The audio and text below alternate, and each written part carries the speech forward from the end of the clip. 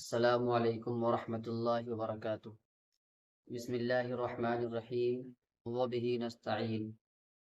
محترم، میں آج آپ کے سامنے ایک ایسے نوجوان کا واقعہ بیان کرنے چلا ہوں جس نوجوان کے جسم سے ہر وقت مشک اور عنبر کی خوشبو آتی رہتی تھی۔ اس واقعے کو علامہ عبداللہ ابن اسعد یافعی رحمۃ اللہ علیہ نے اپنی کتاب جو فن تصوف میں کتاب لکھی الترغیب والترہیب، اس میں ذکر کیا ہے کہ ایک نوجوان تھا، اس کے جسم سے ہر وقت مشک اور عنبر کی بہت بہترین خوشبو آتی رہتی تھی۔ جہاں کہیں بھی مجلس میں جاتا لوگ معطر ہو جاتے۔ ایک شخص نے کہا کہ آپ اتنی مہنگی خوشبو کیوں لگاتے ہیں، اور یہ خوشبو بیجا خرچ کرنے سے کیا فائدہ، تھوڑی سی لگا لیا کریں، آپ اتنی زیادہ کیوں لگاتے؟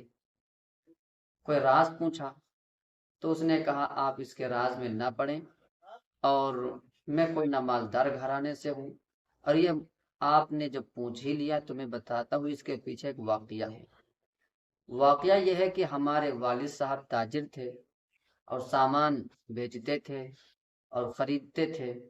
ایک مرتبہ ایسا ہوا کہ ایک بوڑھی عورت آئی جو ہمارے والد صاحب کی دکان سے کچھ سامان لے گئی، اور سامان لے جانے کے بعد اس نے ہمارے والد صاحب سے کہا کہ اپنے اس نوجوان بیٹے کو بھیج دو، اس کے ذریعے سے ہم جو قیمت ہے وہ پیسے ہم بھیج دیں گے، اس وقت ہم نقد نہیں لائیں۔ ہمارے والد صاحب نے ہم کو بھیج دیا۔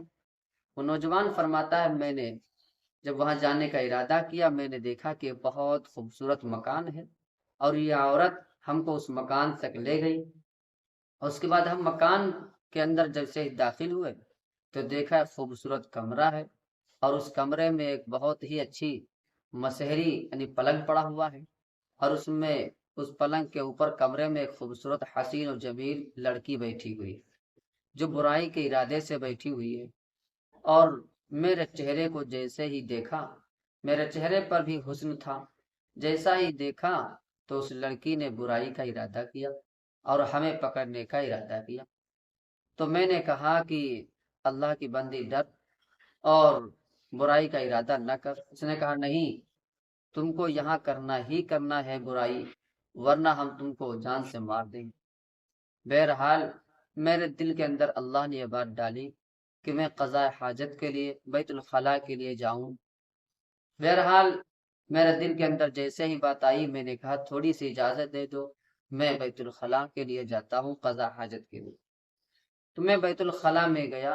اس سے پہلے اس لڑکی کے حکم سے لیٹرین جو بیت الخلاء تھا اس کو صاف کر دیا گیا۔ میں جیسے ہی گیا، میرے دل کے اندر اللہ نے بات ڈالی، قضاء حاجت جو گندگی ہے، اس گندگی کو میں نے اس میں سے نکال کر اپنے بدن پر ڈال دیا اور اپنے کپڑوں پر مل لیا۔ میں جیسا ہی قضاء حاجت اور بیت الخلاء سے باہر آیا تو جیسے ہی اس لڑکی نے جس نے برائی کا ارادہ کیا تھا ہمارے جسم پہ جب دیکھا کہ اتنی گندگی لگی ہوئی ہے تو ہم کو نکال کے باہر کر دیا۔ ایسا لگ رہا ہے تو کم دماغ ہے، اور میں نے اس لیے کیا تھا تاکہ میں برائی سے بچ جاؤں۔